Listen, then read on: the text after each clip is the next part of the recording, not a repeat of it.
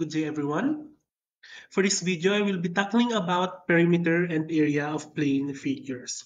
Actually, itong perimeter, okay, so itong perimeter, na-discuss na ito nung elementary ninyo and even in junior high school. So for example, we have a, what do you call this? We have a square. Now, when we say perimeter, yung distance lang ng palibot niya. That's perimeter. You just need to add all the sides. Okay? Then yung area naman, if you have a square, yung area naman ay yung nasa loob ng square. So yun yung ibig sabihin ng area. Don't worry, di-discuss ko pa rin sa inyo. Baka nakalimutan nyo na yung ibig sabihin ng perimeter and area of plane figures.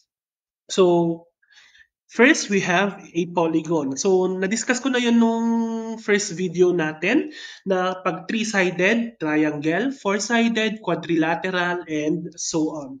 Now, dito sa A, anong shape to? We have square. Okay? Next, triangle. Next, itong B muna.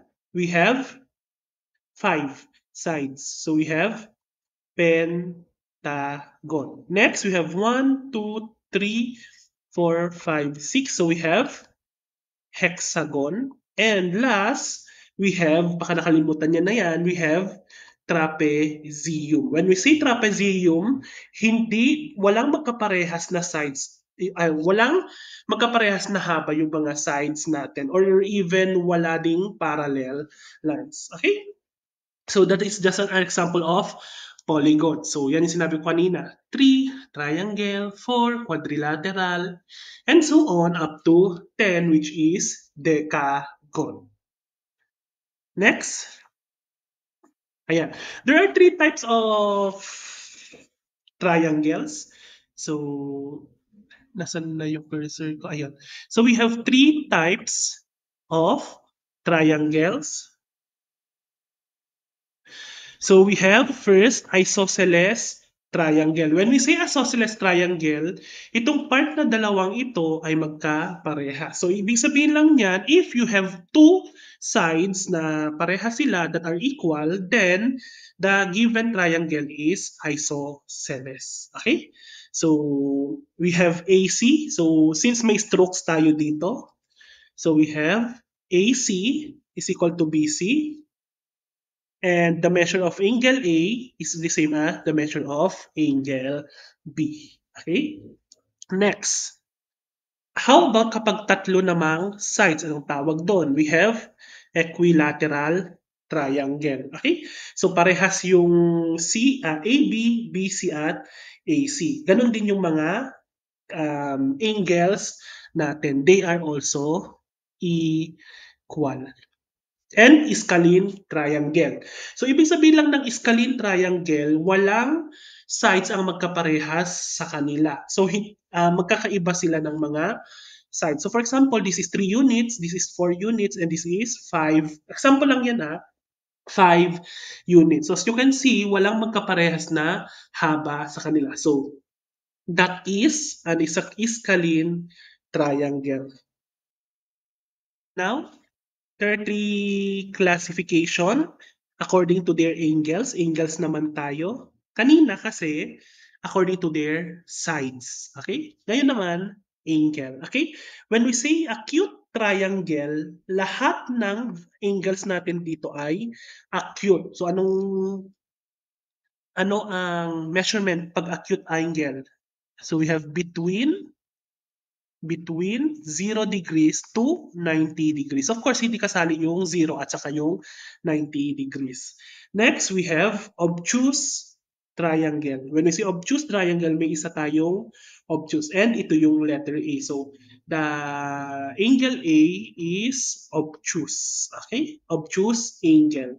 So, ang tawag dito sa triangle na ito ay obtuse triangle. And last, we have a right triangle. So, napapansin ninyo, square. So, we have a 90-degree angle. Dito naman sa obtuse, we have between 90 degrees to 180 degrees. Okay? Now, sa quadrilateral naman, ayan. So, yan yung parang family tree ng quadrilateral. Ang tawag mismo sa four-sided natin is quadrilateral. Okay? So, parallelogram muna tayo. Napapansin niyo sa parallelogram, dalawang line ang parallel. Okay? So, hindi na bago sa inyo yan. Rectangle, palagi niyong nakikita yan. So, mga whiteboard, mga blackboard, cellphones, laptops, screens, okay? Square, ayan, yung mga tiles natin, okay? So, 90 degrees lahat yung mga angle niya. Rhombus, when we say rhombus, parang lang siya pinaliit na parallelogram, pero pare-parehas yung kanyang length. Okay? Trapezoid, para siyang triangle pero nahati. Okay? And isosceles trapezoid, when we say isosceles trapezoid, itong part na ito, itong part na ito ay equal in length. Okay, that's the quadrilaterals, family of the quadrilaterals. Now, perimeter muna tayo ng triangle. When we say perimeter ng triangle, you just need to add all three sides. Kahit wag nyo nang i-memorize. I-add nyo lang, add all three sides. Okay? That's the perimeter of a triangle. So for example, we have that. To find the perimeter of the triangle shown below, and add the lengths of the three sides. So we have 5 feet plus 7 feet plus 10 feet. So 5 plus 7, 12, plus 10 is 22 feet. Don't forget yung ating unit of measurement. Okay? So, ganyan lang. Madali lang. Okay. Yan. So, may mga fractions naman na tayo. So, you want to sew bias binding along the three edges of a triangular shaped cloth flag that has sides that measure 1 and 1/4 feet, 3 and 1/2 feet, and 3 and 3/4 feet. Find the length of the bias binding needle. Okay. So you don't need to what do you call this? You don't need to illustrate the triangle anymore. Basta alam lang natin na i-add natin itong tatlong given natin. So we have 1 and 1/4 feet plus 3 and 1/2 feet and plus 3 and 3/4 feet. Now, since wala akong calculator dito, pwede kayong gumamit ng calculator. So, we have 1 and 1/4, 3 and 2/4, and we have 3 and 3/4. Same din lang yung makukuha nating answer. So, we have 1 plus 2 plus 3, we have 6/4. 1 plus 3 plus 3, so we have 6, 7. Or, we have hindi na 7. Nadagdagan ng isa. We have 8 and 2/4 or 8/1/2. So, don't forget yung feet natin. So, yan yung haba ng bias binding na kailangan sa triangular shaped cloth flag natin. Next, we have the perimeter of a rectangle. Now, sinabi ko nga, you don't need to memorize this. So we have P is equal to 2 length plus 2W, or ibig sabihin lang yan na ipag-plus nyo lang yung mga sides natin ng triangle. Pero kung gusto niyo ng may formula, then you can use the 2 length plus 2 width. Okay? L stands for length, haba, and width stands for yung parang kapal. Okay? Okay, yan. So we have this formula. So, may solution na. Don't mind this. So, meron tayong 20 inches and 30 inches. So, ano yung nanditong part? Since parehas siya dito, so meron din tayong 20 inches.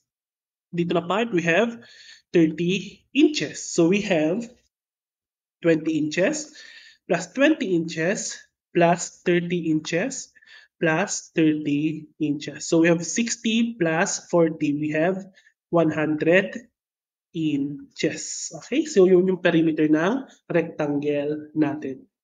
Next, perimeter of a square, we have P is equal to 4S. Or you just need ulit na i-add lahat ng sides natin. Okay, same naman yung kanilang mga side. For example, ayan.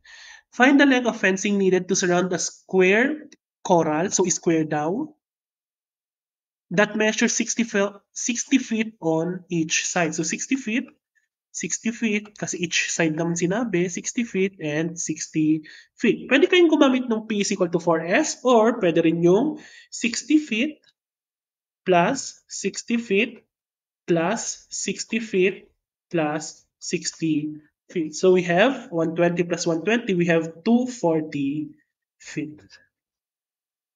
That's the square. How about kapag may parallelogram tayo? Okay? So, ayan. When we say B, it stands for base. Okay? S stands for side. Pero, sabi ko nga kanina, you just need to add all these four sides. Okay? For example, ayan. Meron daw tayong, you plan to trim the edge of a kite with a strip of red fabric. The kite is in the shape of a parallelogram with a base measuring, so parallelogram daw. Mag-drawing tayo. Sorry, hindi perfect yung parallelogram ko. So, base natin ay 40 inches. And yung side natin is 28 inches. So, ano yung dito na part? So, we have also 40 inches. And of course, parehas siya doon. So, we have 20 inches. You can use the 2 base plus 2 side, pero ako hindi na. So, we have 28 plus 28 inches plus 28 inches plus 40 inches plus 40 inches. So, this is 80. This is 56. So, all in all, meron din tayong 136 inches. So, yan yung haba ng fabric na kailangan natin i-trim sa kite. So, how about the perimeter of a circle? Actually, hindi natin tinatawag na perimeter yung sides ng circle. Ang tamang term natin for that is circumference. Okay? So, ang circumference ng circle ay meron tayong 2 pi r, which is matidiscuss din ng mamaya, or we have pi d. Pi d, where r is the radius and d is the diameter. Okay? So, for example, so, ang tawag natin sa line AB, okay, napapansin ninyo na yung AB natin ay nadaanan niya yung point O sa gitna, sa center. So, na-touch niya yung dalawang side ng circle at nadaanan niya yung center natin. So, that is a diameter. Okay? While yung CO naman natin, okay, CO, mapapansin ninyo, let me erase this.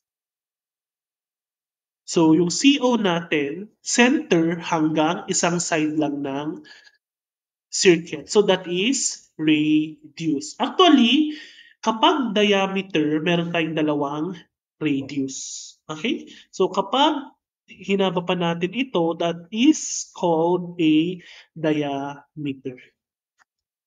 So, yun yung sinabi ko kanina, 1/2 siya ng diameter or yung diameter natin dalawang radius. So, meron tayong formula na C is equal to pi d or C is equal to 2 pi r. Okay? So for example number 5, find the circumference of a circle with radius of 20 centimeter. Round to the nearest hundredths of a centimeter. Now, sinabi ko lang kanina na ang circumference ay perimeter ng circle. Okay? So for example, meron kayong circle niyan. I'm sorry kung hindi siya perfect. And 20 centimeter na radius. When we say radius, meron tayo sa center, tapos pupunta siya sa any side of the circle. So yun yung 20 centimeter. Now, kanina, meron tayong formula na circumference is equal to 2 pi r or we have C is equal to pi d. Since ang given naman natin ay radius, so we will use this formula. So we have C is equal to 2 pi, radius natin is 20 centimeter. Now, on your calculator, napapansin ninyo na yung pi natin ay nasa taas ng mga buttons. Ang gagawin nyo lang doon ay shift, tapos kung saan mismong taas yung button na yun. Okay? Ulitin ko, shift, button. Magkakaiba kasi yung mga calculator natin. So, hindi naman pare-parehas yung mga functions niya. Okay? Hindi natin pwedeng gawin, baka inisip, sir, pwede ba ang pi na lang is 3.14? Hindi pwede kasi it is just a hindi siya accurate. Okay, itong 3.14. Bali, ang pi natin ay 3.14159, etc. Okay? So, on your calculator, so we have 2 times pi times 20. Okay? So, meron tayo ngayong 125.6637. Now, nearest 100. When we say nearest hundreds, ito ay tens at ito ay hundreds. Okay? So, hundreds. Since 0 to 4 ay same value, pag 5 to 9 plus 1. Okay? So, we have a circumference of 125.66 centimeter. Next, a bicycle tire has a diameter of 24 inches. How many feet does the bicycle travel when the wheel makes 8 revolution? Okay, so medyo mahirap yan. First, bakit ko sinabi mahirap? Inches ito, tapos finite naman na. Okay? So, basta ang alam lang natin ay ang 12 inches is equal to 1 foot. Okay? So, then, meron pa siyang 8 revolutions. Ibig sabihin lang yan, when we say 8 revolutions, for example, ito yung circle natin, 8 beses iikot yung circle natin. So, perimeter pa rin yung hinahanap natin. So, diameter naman ang given dito. So, C is equal to pi d. So, pi is pi times 24 inches. So 24 is, we have 75.3982. Now, nearest hundreds. Okay, so dito tayo titingin. So since 5 to 9 yung nasa pangatlo, so magdadagdag tayo ng isa. Yung 39 magiging 40. Okay, inches. Kaso, hindi naman yan yung tinatanong. How many feet? Now, bago tayo mag-feet, we have 8 revolutions. We need to multiply it by 8 kasi 8 beses yung circle natin. So, i-multiply nyo na. So, we have 75.40 times 8. So, we have 603.2 inches. Okay? Now, feet ang hinahanap. You just need to divide this by 12 para makita natin yung foot. So, divided by 12, so we have 50.266666. Since hundreds, so titignan natin ito. So, we have 50.27 feet. Okay? Yun yung kapag meron tayong 8 revolutions in feet. Now, we are done with perimeter. When I say area, okay, for yung sinabi ko kanina nung unat pa lang, so yung area ay yung loob ng plane figure natin. Okay? So napapansin nyo yung unit, kung sabihin na natin perimeter, yung unit ng perimeter kanina ay centimeter, inches, decimeter, etc. Now, pagdating naman sa area, mag-iiba na. Centimeter squared, inches squared, decimeter squared. So yan na yung unit of measurement natin. So for example, we have this. Example lang to. We have a, sabihin na nating base ito, and ito yung height ng rectangle natin. Now, ang formula for, kung titignan natin, so meron tayong 1, 2, 3, 4, 5, 6, 7, 8, 9, 10, 11, 12 circles ang meron dito sa buong rectangle natin. Kaya meron tayo yung 12 centimeter squared. Of course, dito rin sa kabila, 1, 2, 3, 4, 5, 6. Okay? So we have 6 inches squared. Okay? Don't worry, ibibigay ko yung formula niya para hindi na kayo mag-drawing ng mga box. Okay. So, area of a rectangle. Area muna tayo ng rectangle. So, meron tayong length and meron tayong width. Okay? So, we have area is equal to length times width. Okay? Katulad kanina dito. So, as you can see, 3 times 4 is just 12 centimeter square. Okay? So, how many square feet of sod are needed to cover a football field? A football field measures 360 feet by 160 feet. Okay? So, sabihin na natin ito yung length, ito yung width. You don't need to illustrate yung mga word problem natin. So, area tayo ng rectangle, length times width. Ang length natin is 360 feet times 160 feet. On your calculator, so we have 360 times 160. So meron tayong 57,600 feet square. Don't forget yung unit of measurement natin na feet square. That is the formula for the area of a rectangle. How about kapag square naman? Area of square. Actually, yung area of square at saka area of rectangle parehas lang. So, kunyari, ito yung rectangle, length times width. Tapos sa square naman, so I'm sorry. So, we have S and S. So, we have S square. Okay? So, area of a square, S square. A painter needs to paint a square wall in a room. Each side of the wall is 3.5 meters long. So, mag-illustrate tayo. We have 3.5 meters long. Okay, so since they are, we have a square, all of the sides are congruent. So, how much wall area will be painted? So, we have a area of the circle is equal to S square. So, S square natin is, S natin is 3.5 meter square. So, on your calculator, 3.5 times 3.5. So, we have 12.25 meter square. So, yan yung area ng square natin. Okay, we are done with rectangle, square. Now, parallelogram naman tayo. Okay?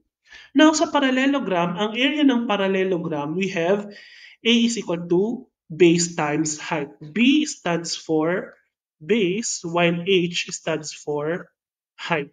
So, saan ba nakikita yung base times height? Now, when we say base, nasa baba. Okay? Ito yung base natin. So, that is the base. When we say height, yung tangkad niya. So, ito yung tangkad niya. Ito yung height. So, baka isipin ninyo, sir, ito ba, pwede bang itong maging height? Hindi pwede kasi hindi naman yun yung tangkad ng parallelogram natin. For example, a solar panel is in the shape of parallelogram that has a base of 2 feet and height of 3 feet. Find the area of the solar panel. So we have A is equal to base times height. So base natin is base of 2 feet. 2 feet times height of 3 feet. So we have 3 feet. So 2 feet times 3 feet is 6 feet square. Okay? So that's the area of parallelogram. Next, how about kapag triangle?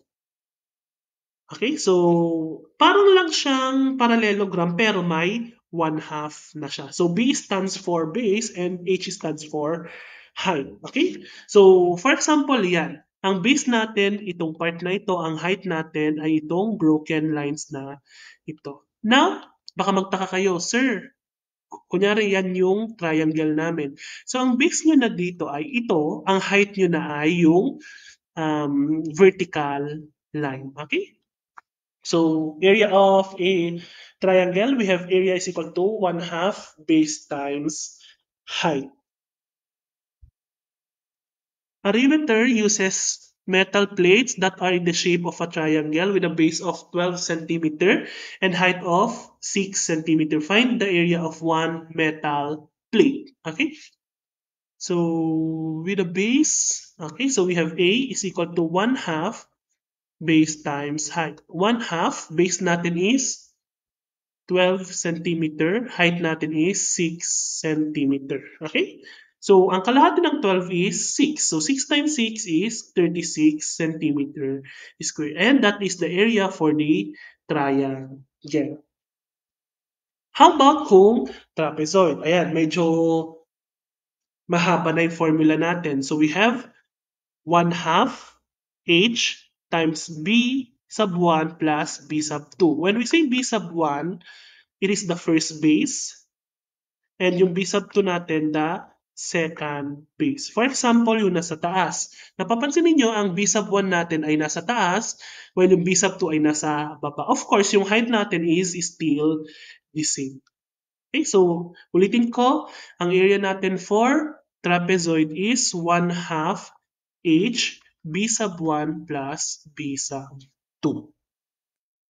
Next example, a boat dock is built in the shape of a trapezoid with bases measuring 14 feet and 6 feet and a height of 7 feet.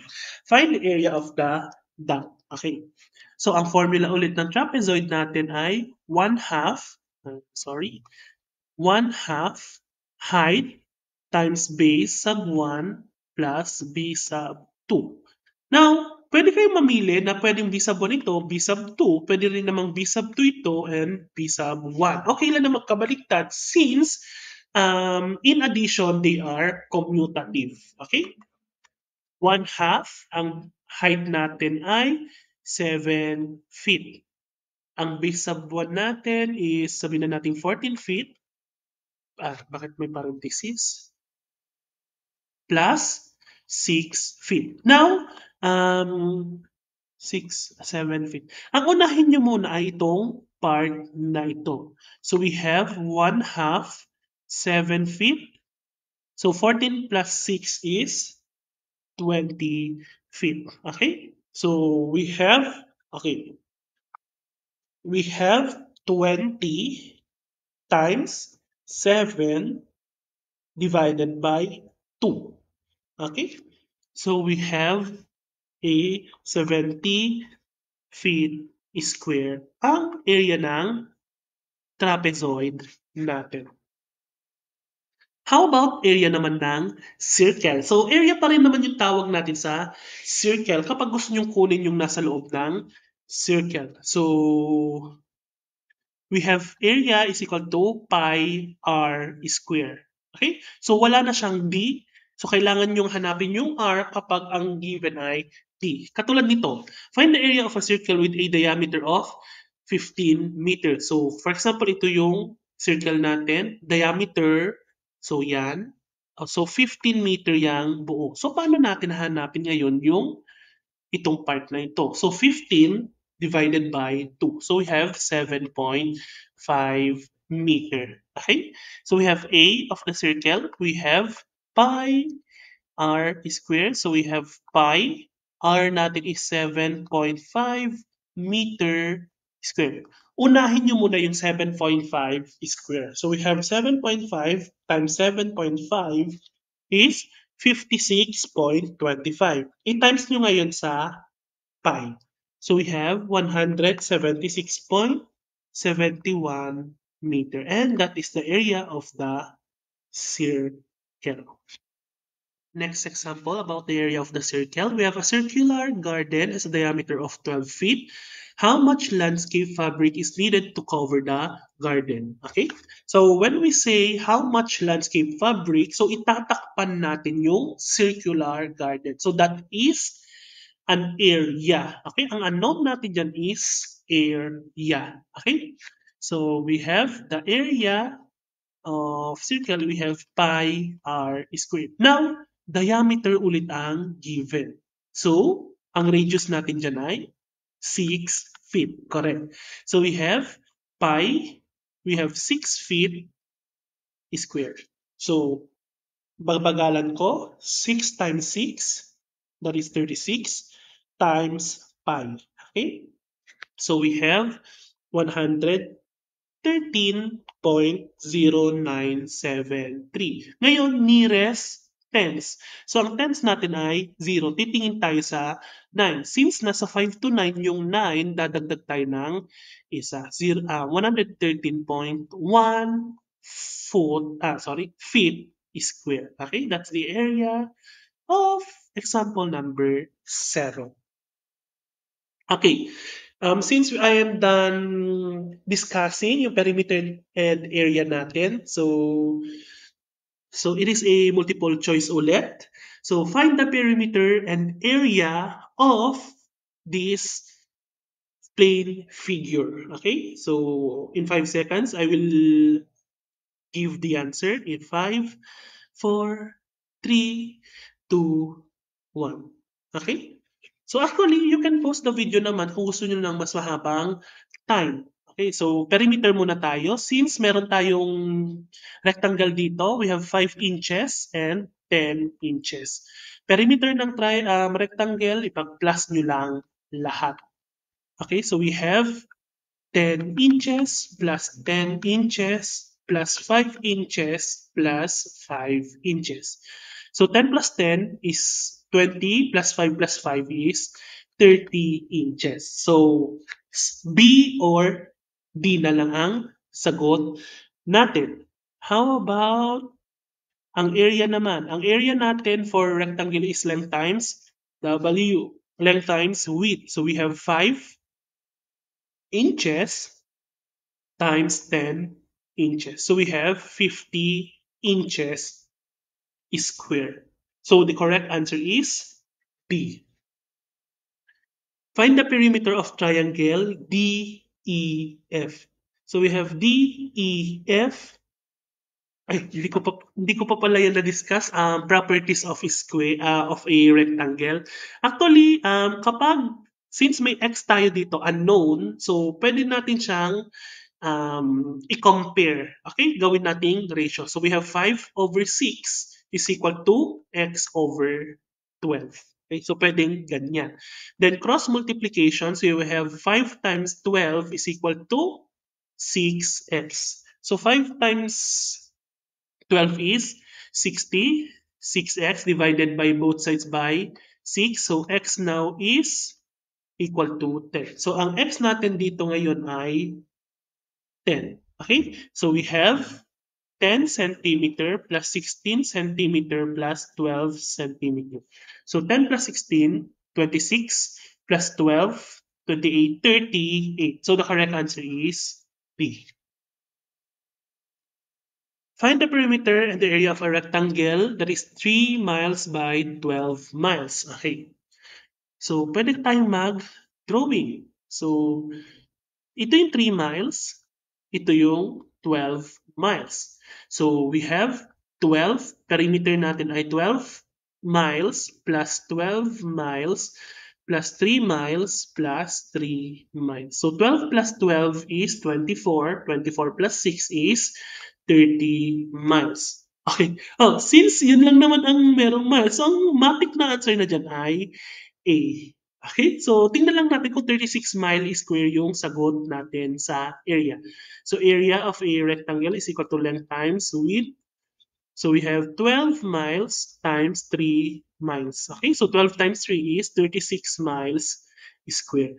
Okay, so it is letter A. last two question na to. If you had to build a fence around your backyard, which measure would you use to find the amount of fencing needed? Circumference, volume, perimeter, or area? Okay, magbi-build ka raw ng fence around your backyard. Okay? So, when we say around, nandun na yung around na word, round. So, ang tawag dyan ay circle. So, anong tawag, ano bang tinitingnan natin? Area ba or yung parang perimeter? Yung perimeter. Kaso, hindi natin sinasabing perimeter ng square. We have a circumference of a square. A square of a circle. Last, the shape shown has an area of 64 square inches. What is the perimeter? Okay. Now, binigay na nila yung area ng square. Okay? Pero, hindi natin alam kung ano yung sides niya. So, gawin nyo lang is 64 is equal to, di ba meron tayong formula na A is equal to S squared. Now, meron na tayong A, we have 64 inches squared. Okay? We have S squared. Para makuha natin